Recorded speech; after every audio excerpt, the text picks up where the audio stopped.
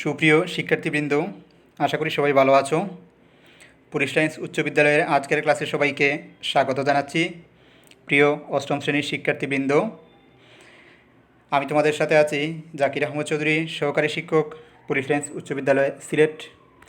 ইতিমধ্যে আমরা বাংলাদেশ বিশ্ব পরিচয়ে দ্বাদশ অধ্যায় থেকে কয়েকটি ক্লাস করেছি।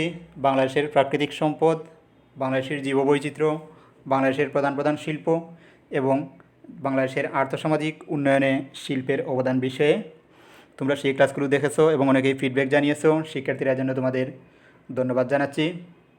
প্রিয় শিক্ষার্থীরা, তাহলে আজকের ক্লাসটি শুরুর পূর্বে সবাই খাতা কলম নিয়ে প্রস্তুত হয়ে যাও।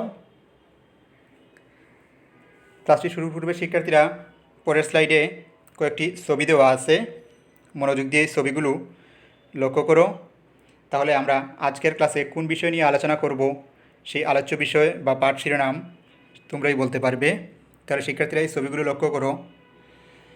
এখানে আমরা 4টি ছবি দেখতে পাচ্ছি। ছবিগুলো কি বিষয়ের উপর তা একটু চিন্তা করো। প্রথমে ডান পাশে উপরে যে ছবি দেওয়া আছে আমরা দেখতে পাচ্ছি একটি গাছের একটি অংশে সুন্দর সবুজ পাতা রয়েছে কাণ্ডের, আর গাছের অপর অংশে দেখা যাচ্ছে যে পাতা জড়া, কাণ্ডগুলো শুকনো এবং ম্রিয়মান, মরে যাচ্ছে, কোনো সবুজ পাতা নেই। নিচের ছবিতে আমরা দেখতে পাচ্ছি অনাবৃষ্টির কারণে মাঠ ফেটে কীভাবে চৌচির হয়ে গেছে খরার জন্য।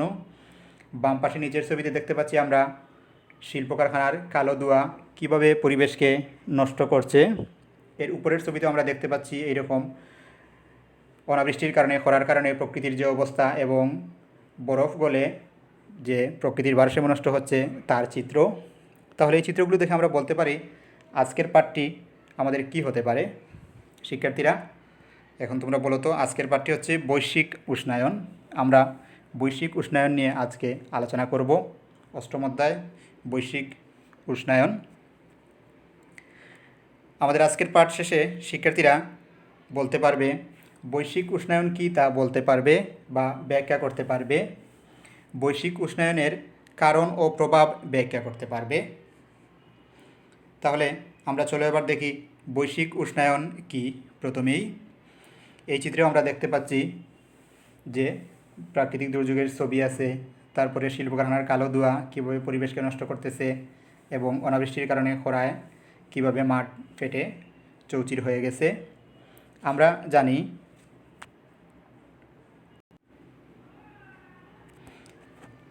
পৃথিবীর বুকে উদ্ভিদ ও প্রাণীর উদ্ভব ও বিকাশ ঘটেছে পানি, বায়ু ও অন্যান্য উপাদানের সমন্বয়ে গড়ে ওঠা প্রাণ উপযোগী পরিবেশের কারণে। উষ্ণায়নের ফলে সেই পরিবেশই ভয়ানকভাবে বিপন্ন হচ্ছে। তাহলে আমরা প্রথমে জানি উষ্ণায়ন কী বা বৈশ্বিক উষ্ণায়ন কী।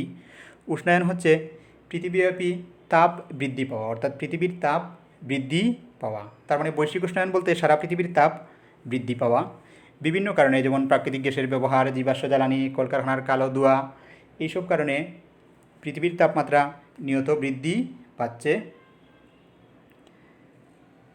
বিজ্ঞানের বিস্ময়কর অগ্রগতির মাধ্যমে পৃথিবীর মানুষ একদিকে যেমন তার জীবনকে করেছে সুখ ও স্বাচ্ছন্দ্যময়, অন্যদিকে তেমনি পৃথিবীর প্রাকৃতিক পরিবেশকে করেছে ক্ষতিগ্রস্ত ও ভারসাম্যহীন। জনসংখ্যার বিস্ফোরণ, বৃক্ষনিধন ও ইঞ্জিন চালিত যানবাহন সহ বড় বড় শিল্প কারখানার কারণে পরিবেশের ভারসাম্য নষ্ট হয়ে সৃষ্টি হয় নানা সমস্যার। এই সমস্যাগুলোর একটি হলো গ্রিনহাউস প্রতিক্রিয়া। আমরা জানি গ্রিনহাউস মূলত কতগুলো গ্যাসের সমন্বয়ে গঠিত একটি আচ্ছাদন। এ গ্যাসকে গ্রিনহাউস গ্যাস বা তাপ বৃদ্ধিকারক গ্যাসও বলা হয়। সূর্যের তাপ এই আচ্ছাদনটি শোষণ করে এবং তা পৃথিবী পৃষ্ঠে ছড়িয়ে দেয়। এভাবেই পৃথিবীর তাপমাত্রা বাড়ছে। একেই বলা হয় বৈশ্বিক উষ্ণায়ন। আমি আশা করি শিক্ষার্থীরা বৈশ্বিক উষ্ণায়ন কি বলতে পারবে। এবার আমরা জেনে নেই সেই গ্রিনহাউস প্রতিক্রিয়া কি। বায়ুর মূল উপাদান হলো নাইট্রোজেন ও অক্সিজেন। এছাড়া বায়ুতে সামান্য পরিমাণে কার্বন ডাইঅক্সাইড, মিথেন ও নাইট্রাস অক্সাইড আছে। আরও আছে জলীয় বাষ্প ও ওজোন গ্যাস। বায়ুমণ্ডলের এই গৌণ গ্যাসগুলোইকে গ্রিনহাউস গ্যাস বলা হয়, যেগুলোর কারণে আজ প্রকৃতির ভারসাম্য এবং এই যে বায়ুমণ্ডলের তাপমাত্রা বৃদ্ধি পাচ্ছে এবং যেটি হচ্ছে পরিবেশের একটি গুরুত্বপূর্ণ সমস্যা। এবার শিক্ষার্থীরা তোমরা একটি একক কাজ করবে। কাজটি হচ্ছে গ্রিনহাউস গ্যাস ও বৈশ্বিক উষ্ণায়ন কি তা প্রত্যেকে লিখবে। আমি আশা করি প্রত্যেকে লিখতে পারবে। এরপরে আমরা জানব বৈশ্বিক উষ্ণায়নের কারণ। কোন কোন কারণে বৈশ্বিক উষ্ণায়ন হচ্ছে বা পৃথিবীর তাপমাত্রা বৃদ্ধি পাচ্ছে? অনেকগুলো কারণই দায়ী রয়েছে। প্রথম আমরা যেটি বলবো, carbon dioxide, methane, nitrous oxide, CFC, HFC, halon ইত্যাদি গ্যাসের কারণে। এগুলো গ্রিনহাউস গ্যাস। এই গ্যাসগুলোর মধ্যে গত 1 শতাব্দীতে বায়ুমণ্ডলে কার্বন ডাইঅক্সাইডের পরিমাণ বেড়েছে শতকরা 25 ভাগ, নাইট্রাস অক্সাইডের পরিমাণ 19 ভাগ এবং মিথেনের পরিমাণ 100 ভাগ বেড়েছে, যা বৈশ্বিক উষ্ণায়নের একটি প্রধান কারণ। দ্বিতীয় আমরা যেটা কারণটি বলবো সেটি হচ্ছে শিল্প কারখানার বর্জ্য ও কালো ধোঁয়া, অর্থাৎ শিল্পায়ন। বিশ্বের উন্নত দেশগুলো অধিক হারে জীবাশ্ম জ্বালানি ব্যবহার করে পরিবেশ নষ্ট করছে। তাছাড়া এসব দেশ পারমাণবিক চুল্লি ব্যবহার করে, যা থেকে প্রচুর বর্জ্য সৃষ্টি হয়, যেগুলো গ্রিনহাউস গ্যাস বৃদ্ধি করছে। শিল্প কারখানার বর্জ্য ও কালো ধোঁয়া থেকে প্রচুর পরিমাণে পারদ, সীসা ও আর্সেনিক নির্গত হয়, যা বৈশ্বিক উষ্ণতা বৃদ্ধির অন্যতম প্রধান কারণ। তারপরে 3 নম্বর কারণটি হচ্ছে সমুদ্রে তেজস্ক্রিয় বর্জ্য ফেলার কারণে। মহাসমুদ্রকে পৃথিবীর মানবদেহের ফুসফুসের সাথে তুলনা করা হয়। বিশ্বের তাপমাত্রা নিয়ন্ত্রণে মহাসমুদ্রের গুরুত্বপূর্ণ ভূমিকা রয়েছে, কিন্তু তেজস্ক্রিয় পদার্থ বা বর্জ্য নিক্ষেপ করার ফলে তা দূষিত হচ্ছে এবং দূষিত বাষ্প বাতাসে মিশ্রিত হয়ে বৈশ্বিক উষ্ণায়নে ভূমিকা রাখছে। তারপরে আমরা 4 নম্বর যে কারণটি বলবো তা হচ্ছে বন উজাড়করণ। আমরা জানি পরিবেশ দূষণের পিছনে সবচেয়ে একটি গুরুত্বপূর্ণ কারণ হচ্ছে বন উজাড়করণ।